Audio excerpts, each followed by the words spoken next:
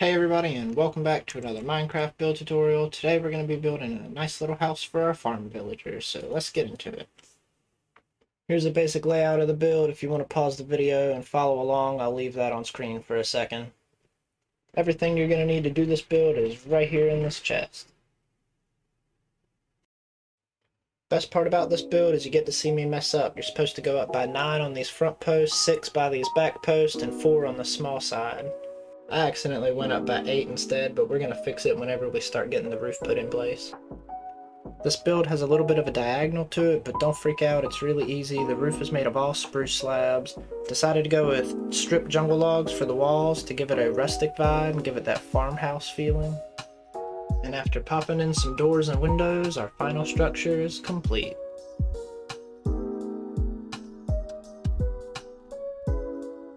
Now this roof is a little tricky to figure out, but it is all just slabs. We do this neat little trick on the underside of it with some spruce slabs to make it look like boards that run through, some little planks that pop all the way out. And then we bring these pillars up by 1 because I miscounted earlier, and we just bring the roof all the way across and copy what we've got on the other side.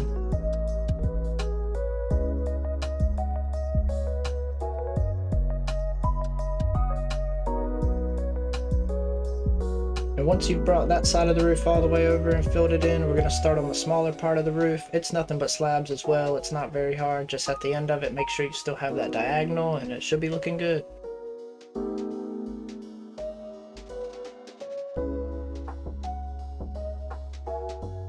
After that, we're going to come through with a little detailing. We're going to add a flower bed out front, some overhangs on the doors and windows, and then everything else we really do to this building is just detailing, and then we just give the farmer what he needs to do his job, and that's it.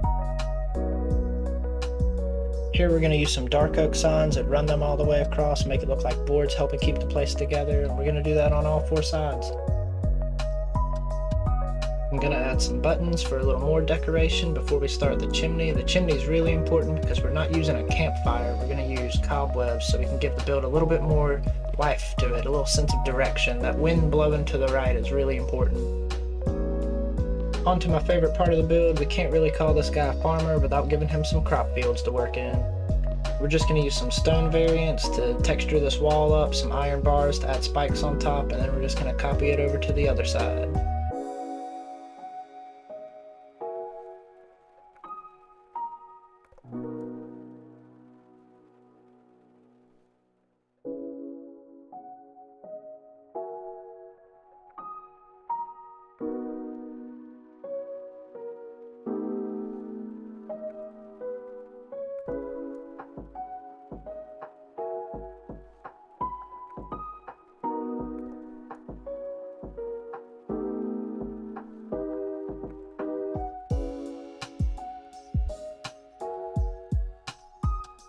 And since this guy's a farmer, I want his path to look kind of dirty, so we're just going to use coarse dirt, podzol, and path blocks all the way around and just make a nice little trail.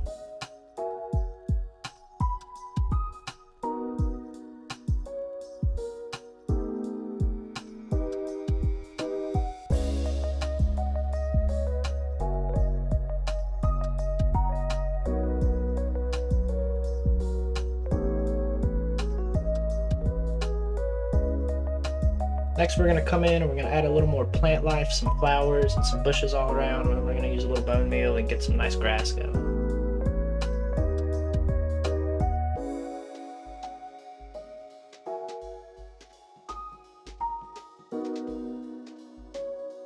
This farmer's a busy guy, so he's got to have a little help. He's got a little workhorse off to the side, and of course that workhorse is going to need somewhere to get water from, so we got a little well coming up.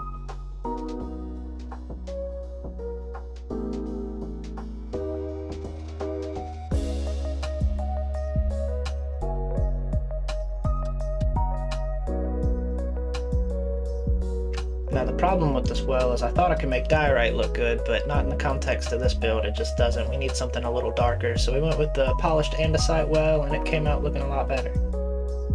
Just goes to show that building's a trial and error process. You might have a build that looks really good, but it doesn't look good in the context surrounding it. Just save it for a time when it actually looks good. The andesite over here matches the stone in the garden, and it really brings it all together.